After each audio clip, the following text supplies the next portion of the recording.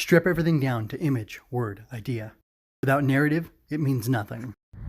This is MJ. I'm an author, I'm an artist, I'm an analyzer. Find all my work at mjmunoz.com. This is Swinging Through Comics number 82, Robots Can't Lie. I'm analyzing Himitsu Sentai Gorenger SG number 4. The credits for this thing are as follows. So, Super Sentai Himitsu Sentai Gorenger was originally published April 20th, 2021 in the big collection. The original run of it, though, this collects multiple stuff. What I'm reviewing today, analyzing today, is from Gorenger Shogaku Gonensei. This is Directive number 4, The Lying Robot, which was originally published July 1975 in a monthly shonen manga. So, this is the last Gorenger manga story collected in this collection.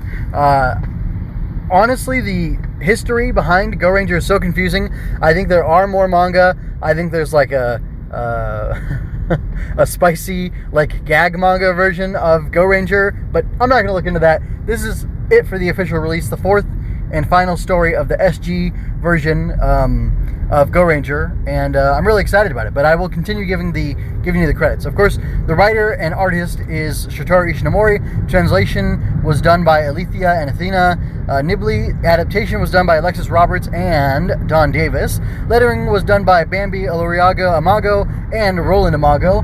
The total page count of this book is 352 pages. This particular story, Chapter 4, Directive 4, was about 30 pages long. I think it's exactly 30, but I just don't quite remember. Anyway, so the synopsis for this particular story is this. Secret Squadron Gorenger cracks a case involving greed and jealousy without even putting on their spiffy suits. So, I'm going to jump right into the topics and rattle them off for you, and then tell you what I thought of this story overall. So, Peggy Kick, Marching Robots, Tsuyoshi Homes, Failed Transition, Civvies, and Robots Can't Lie. This is definitely a recommend. The whole kit and caboodle's a recommend. I think it's great. I don't know that you could buy this one story without the others, but I thought it was cool. I am in a docket, though, on art and story, and I will explain why. So it's getting a 4 out of 5 for both, because I felt like there was something a little bit lacking in each department, and like I said, I'll talk about that more in a minute. So, anyway, I definitely think this manga has been great. It's been a lot of fun. It left me wanting more, and I definitely, want more Gorenger stories. I'd love to read them in manga form. I think it's very good, very solid stuff. Really, it just makes me want to read more Ishinomori, which I plan to do anyway. So, yeah, look out for that in the future. So, getting back on topic, I will start with the first topic, which is Peggy Kick. I don't remember if Peggy's kicked a Black Cross Army guy in the crotch or the groin before, but there's one double-page spread. Is it? I can't remember now if it's an actual double-page spread or if there's just action going on one page. It's like the fight scene takes over 2 pages, and it nicely flows and transitions from one to the next. I think that's what it is. I don't think it's a double-page spread. Anyway, in it, Peggy just gets a little one frame, and she is devastatingly kicking this guy in the crotch, and he's like, her foot is still there. He's like flying away from her, and he's grabbing his groin because it hurts so badly. And it's like a small panel. It's not like a focus or anything, but it's just kind of hilarious, and very well done. The sense of motion in there is good. I've talked about how Peggy's like a very strategic fighter. They're not in their suits or anything, so they need to be delivering devastating blows to take these guys down. Because really, it's not just the kick; it's the whole fight scene was really great, and it was so short. And anyway, they're not in their suits, so they got to just take people out as instantly as they can. And she leans on her strengths and takes advantage of the situation and hits the guy where it really hurts. And it's just impressive. Anyway, it's a great little panel. Hopefully, my thumbnail for the analysis will feature that somehow, but it's not going to be the whole thing. So anyway, but you already know that because you're seeing it probably. Anyway, next topic is Marching Robots. I loved seeing all the robot designs. One of them looks like Robocon, I can't remember what it's called, that Ishinomori made. I think it's an Ishinomori thing, like for the whatchamacallit, the Fujushi Mystery Hour or whatever that like Poitrine is from. Anyway, I believe Robochan was 8chan. Was it 8chan too? 8chan and Robochan, I think, are both there. Anyway, doesn't matter right now. But like one of those designs looks very much like that little design. Or one of his robots looks very much like that one, so that's a kind of a cutesy thing.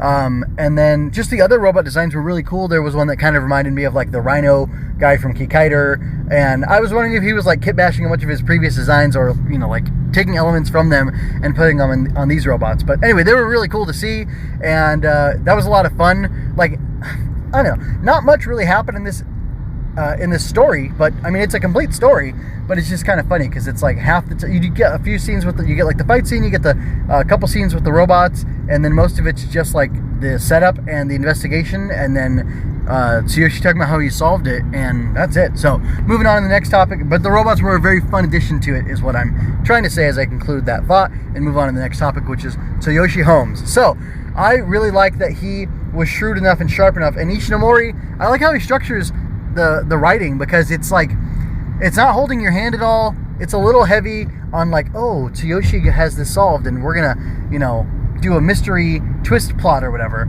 And like he went about it a little bit sloppy, and I'm gonna get to that. But I like the idea of Tsuyoshi investigating this matter and like trying, like he followed the guy. Just the way he solved the problem or the mystery was really cool. And I like how, I don't know, wary and canny and clever and smart the guy is.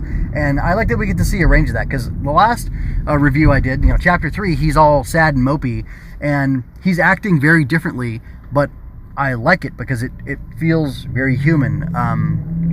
It feels like he's carrying on with his life and carrying on with his day. This could be, you know, a day later, a week later, a month later. I don't know how long they're fighting Black Cross Army, and they, as far as, you know, in this run of the manga, there's no conclusion to it. It's just kind of like, hey, these are different types of Gorenger stories you're going to get, and go watch the show now, and then buy the toys, maybe. But yeah, I like the range that we get to see in him, and it's pretty cool that he gets to be a detective kind of guy, and he, you know, tails the guy and follows him home and figures out the mystery. So a lot of fun. Them fighting in their civilian outfits was really interesting. It didn't hit me until the very last page that they didn't transform at all, or suit up, or whatever. They were the Gorenger, not in name only, but they were the Gorenger without having to transform. And I thought, you know, that's pretty cool. Like, there's something to that. You know, they fought in civilian outfits, which is always one of my favorite things in Power Rangers, honestly. Because there were some really great fights. There were some crazy ones, but there were like ridiculous ones, but there were some really great ones too. So anyway, I really liked the fact that we were able to have a whole Gorenger issue without them needing to transform. I can't think of any Super Sentai episode that's happened in recently, but I'd like to see that in Super Sentai. I'd like to see that in a Kamen Rider. And it doesn't mean it has to be a slice of life episode. It can just be, hey, they're solving the problem another way, and I think it's pretty cool. So I will not belabor that point. I will move on. My final item is, oh, that's crazy. What the heck is that? Sorry. Some guy's towing a truck with like a crane on it or something. Anyway, a black truck too. Scary. Anyway, the last thing, robots can't lie.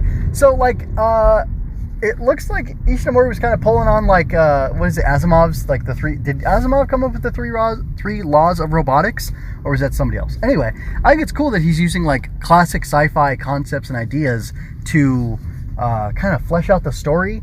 And yeah, you know, robots can't lie, but people can, and you know, robots do what people tell them to do, including, you know, lying and being dishonest. And I like how it kind of sets the moral, and kind of like sets the moral principle for the entire show, or the entire story, because the Gorenger have all this incredible power, and they have secrets that they're using, and they're working for you know, a transnational, like, I don't know, paramilitary, you know, quasi, what's it, NGO, non-government organization that's basically like tied into all these governments. And Black Cross Army is a mirror of that, but it's a dark mirror because they're doing it for like war profiteering and stuff, basically. And, you know, there's been like real heavy pathos about that in the past in this story, and really in like the two different versions of Gorenger, of the manga anyway, that we get here. in this collection. I have to keep saying that. Sorry for qualifying my statement so much, but it's just I feel like I have to. But anyway, we get these two different versions of this idea represented in the Gorenger and represented in Black Cross Army, but the Gorenger are using it for good and to help people and things like that. And I like that. I like that dynamic, and I like that there's like the moral thing. And the reason I'm bringing that up is because I think especially old, high quality science fiction is always based in like a moral question. And the fact that robots can't lie and robots can't do certain things, but then you have robots apparently, robots can't lie, robots can't, murder a person, robots can't let themselves be destroyed. I think those are the three key laws of robotics from like iRobot or whatever. And like using that like artificial construct to like set up a problem where it looks like a robot did do that, and then you find out actually it's evil people are doing these things. It's interesting because it makes a really strong like moral case against people. Not that it will justify genocide or anything like that, but it's just it I don't know. It's almost like it's setting up. It's like showing that like the robots, the way that they're constrained by the laws, is like a reflection, or it's an echo of how people should be restrained by laws in order to be right or righteous and just and not cause harm to others, for their own benefit and such. So I just think it's really interesting, and it didn't really strike me until like I don't think Ishinomori did a great job setting it up that like, oh, robots can't lie, so it must be true. It was more like he leveraged that principle and just kind of flaunted it like, hey, robots can't lie, so they were ordered to do what they did, and they did it. And the lying robot, the little, Danger Will Robinson Lost in Space ripoff one, which I wanted, was it legal for him to do that? Is it that distinct from whatever, is it Robbie the Robot? Is it that distinct that, or do like the copyright laws not travel across countries? And like, I don't know, did like the people who own Lost in Space have to sign off on Seven Seas manga localizing this, or Seven Seas Entertainment localizing this manga because it's going to have Robbie the Robot in it? I don't know. Anyway, just kind of a fun side thought. But anyway, my point is, I like how he used that conceit, and I don't know, I just thought it was clever and fun, and it kind of anchored everything for me. I don't know if that made sense. I probably didn't do a very good job, but nonetheless, I enjoyed this. I forgot to talk about the failed transition. Man, I'm gonna have to close out on a negative point then. Anyway, so they're talking about like Tsushi's taking the Gorenger to the house where the robots are stored, and it gets worse. Was he taking them to the house where the robots were stored? Because I thought the robots were in the truck because he'd collected them. Isn't that what happened? Come on. So where were they? Where they were being attacked, where you could see all the robots? Did he ask the robots to get out of the truck? Anyway, so yeah, Ishinomori did a bad job. Like, I was gonna criticize the fact that he had the scene in the curry restaurant in between the theft and like there was the joke like Key Ranger and Midori Ranger were or Mito Ranger were talking about whatever, and there was a riddle and whatever, right? They're having their shtick, they're having their interaction, and then Tsuyoshi comes in and he is confident because he knows where the robots are and he's found them and he's cracked the case wide open, and you need that space in between because it's like he's suspicious, they're leaving, and then you have that scene, and then he comes back in and he already knows what's going on. So like for the sake of the pacing, because of how few pages there were, it just wouldn't have worked. Like it would have had to have totally been rewritten and rebalanced in order to work. But that's Ishinomori's fault. He was the one who wrote the story and he structured it this way. So then like you get a weird transition where like that I'm talking about where Aka Ranger's telling them like, hey guys, I know where the robots are and blah, blah, blah. And then it doesn't make sense because like Black Cross Army is there. It seems like they're supposed to be at the house, but I can't actually remember if they were at the house and weren't the robots in the truck, and then did they get out of the truck and put them back in that? Like none of that stuff makes sense. And then it's an amazing fight scene. I loved it, absolutely. But like Black Cross Army just happening to pop in on them like kind of doesn't make sense. It would make more sense since we know that they know where the headquarters is, if the robots were in the truck and they were getting attacked outside of Curry Gone. Anyway, but like the pacing, the transition, like it just didn't work, and it brought the story down for me a little bit, and it brought down the the art because, well, it's narrative art. So the narrative art was confused and muddled and it didn't make much sense. So I'm going to notch it down or take it down a notch for that in both categories. So it gets a 8 out of 10 or 4 out of 5 in each category for me. So anyway, regardless, I still really enjoy the stuff and I'm, not going to abandon it or whatever. So, I mean, I am going to abandon it because I'm moving on. I'm done reading this and you'll just have to look forward to more other Gorenger manga for me. Next up is going to be Radiant Black. And then I think, I can't believe I let this happen already. I think the next the next Ultraman comic, which is going to be the Ultra 7 one by Marvel, is already out. So I gotta go catch up on that too. Hopefully it comes out at the end of this month and it's not out already because then I've got more. Anyway, I've got a stack of Radiant Black manga at home to catch up on, and then I have to buy more to catch up with where they currently are.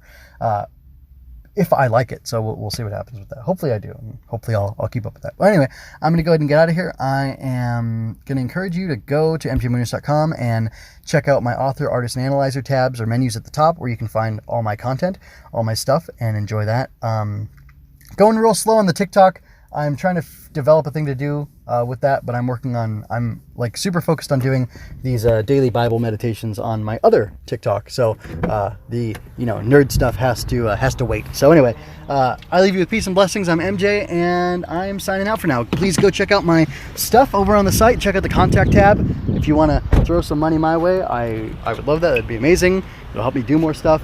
And if not, if you don't want to just throw money at me, you can then go over to my Redbubble and get some cool stickers of stuff.